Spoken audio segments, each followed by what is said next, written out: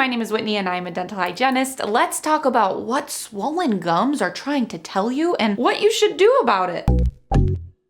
Inflammation and redness along the edges of your gums near your teeth is called gingivitis. We use the word itis to describe inflammation of something, and in this case, inflammation of your gingiva, which is your gum tissue. So swollen gums is technically called gingivitis, and gingivitis is technically a form of gum disease, but it may not be the only cause of swollen gums. Sometimes swollen gums may feel tender, or you may notice bleeding when you brush or floss your teeth. They may be puffy looking and possibly even smooth or shiny on the surface, or maybe you notice nothing. They feel fine, they look fine, and they don't bleed. Unfortunately, gum disease can be like that. It can trick us. It can often hide its symptoms, mostly with smokers, which we'll talk about more in a bit. But regardless, my best advice is to always make sure you are visiting your dental office routinely for routine cleanings and gum exams to confirm that your gums are in good shape. But until then, let's talk about the common causes and treatments for swollen gums. Number one, the number one cause of gum swelling is, like we said, gingivitis or periodontitis. Gingivitis is reversible and it is curable, and it is cured by doing these two things. One, revamping your home hygiene routine. Flossing each day is a must. Cleaning along and under the gum lines daily to remove all plaque. And when brushing, angling your toothbrush to clean the gum lines. I do have technique videos on proper brushing and proper flossing, which I will link in the bottom bar below if you'd like to learn more. Most people assume that flossing is what's making their gums bleed, but in reality, it's the opposite. It's the lack of flossing that's causing it. All of that plaque accumulation along the edges of your gums is what's actually triggering an immune response, giving you swelling, bleeding, gingivitis. A good analogy is working out at the gym. When you first start, your muscles are like, ow! But the more you work out, the less sore your muscles become. Same thing with flossing. The more you do it, the firmer and tighter and healthier your gums will become. And in addition to proper home care of brushing and flossing, number two is that you need to keep up with preventative dental cleanings. See your dental hygienist regularly. If there is any tartar below the gum line, you can brush and brush and brush until you're blue in the face, and that stuff won't come off at home. You need a dental professional to safely remove the tartar from under your gums and give you a fresh, clean surface free of any hard and mineralized bacteria. Then you could properly clean your teeth at home. It's like having a clean canvas to paint on. You don't want to try and paint over a painting. Clean it up first and then start fresh. Because if you don't, gingivitis will gradually progress into a more serious form of gum disease known as periodontitis. At this point, the swelling isn't something you can simply reverse with good oral hygiene anymore. Rather, you'll need to seek out the care of your dentist in order to avoid tooth loss. It sounds super dramatic, I know. It's the worst case scenario, tooth loss, but I have to mention it because it's true. Gum disease can be awful, but it is preventable. So please try your best to prevent it by getting regular cleanings at your dental office and committing to your daily home care of brushing and flossing. About 2 to 3 weeks of proper daily home care, all signs of gingivitis will go away. And 2 quick tips about proper home care for swollen gums. 1, a water flosser may be your new best friend. It doesn't replace traditional string flossing, but when you are trying to get rid of swollen gums, the stimulation from a water flosser can be life-changing, or shall I say, gum-changing. And number 2, warm saltwater rinses. If you're pushing yourself through all that brushing and flossing, you might be noticing lots of bleeding. Again, it's not causing it. It's because your gums are unhealthy that it's happening. Rinsing with a warm saltwater rinse can help you soothe your gum tissue and really make them feel better. And back to that working out analogy, it's kind of like icing your muscles after the gym. So after the dentist, if your gums are a little tender, go ahead, warm up some water, stir in some salt, and swish it around. Super soothing for sore gums. Now, if your swelling is not due to any type of gingivitis or gum disease, there are other things that may be causing it, such as canker sores. From time to time, most of us are affected by the occasional canker sore. If you are someone who has a sudden and specific area where the gums are swollen, it could be due to these seemingly harmless, although bothersome, oral sores. I do have a video all about ways to relieve your canker sores at home, which I will link in the bottom bar below. It includes warm saltwater rinses again and a bunch of other DIY treatments you can try at home. Something else that can cause gum swelling is pregnancy. Pregnancy hormones can sometimes lead to pseudo-gingivitis, swelling along the gums that can develop into pregnancy tumors, which really aren't tumors at all, that's just the name of the swelling. But the good thing is that they go away right after the pregnant person gives birth. So you might have some puffy gums during pregnancy, but right after you deliver, the gums will start shrinking down again. I do also have a pregnancy video, which I'll of course link in the bottom below if you'd like to learn more. Another cause of gum swelling can be from tobacco products or vaping. Anytime you're using tobacco products, e-cigs, or other types of vaping agents, you put yourself at risk for tissue burns, which can cause swelling. Usually you'll see red patches on the roof of your mouth or areas of the gums that have been burned. Or, quite the opposite of redness, people who smoke sometimes tend to see less redness and swelling along their gums because tobacco products inhibit healing and restrict blood flow, making gum tissues paler and giving a false sense of healthy to their appearance. So unless the gum disease has already reached an aggressive state, redness and swelling might not be noticeable. So always tell your dental provider if you smoke so they can thoroughly examine and assess the health of your gum tissue. And lastly, infection. Your mouth is a reflection of your overall health. If there is redness or swelling and your dentist has already ruled out any gingivitis, gum disease, pregnancy, etc., the swelling could be linked to an underlying medical condition that's yet to be diagnosed. The best treatment will depend on what it is that's causing the infection. If it's due to a systemic condition, you may need a referral to your primary care physician to have blood work done. And please know, this is the last thing to assume. Swollen gums are much more likely to be due to gingivitis or gum disease. So always see your dentist first, and then if you still don't have answers, either your dentist will refer you to your doctor or you can schedule an appointment at your doctor's office. But don't assume the worst. It's probably just gingivitis, even though nothing's just gingivitis. Gingivitis isn't good either. But in all, to find out what is causing your swollen gums, you'll need an exam from a dental professional. The #1 cause of swollen gums is, like we said, gingivitis and gum disease. So to prevent that, be sure to brush and floss daily at home. Also, rinsing with warm salt water helps to naturally draw out inflammation, and water flossers tend to give you more gum stimulation, all that good stuff. I hope this video helped you. Please like and subscribe and turn on your notifications if it did. And until next time, I'll see you on Instagram @TeethTalkGirl. Peace, love, and teeth.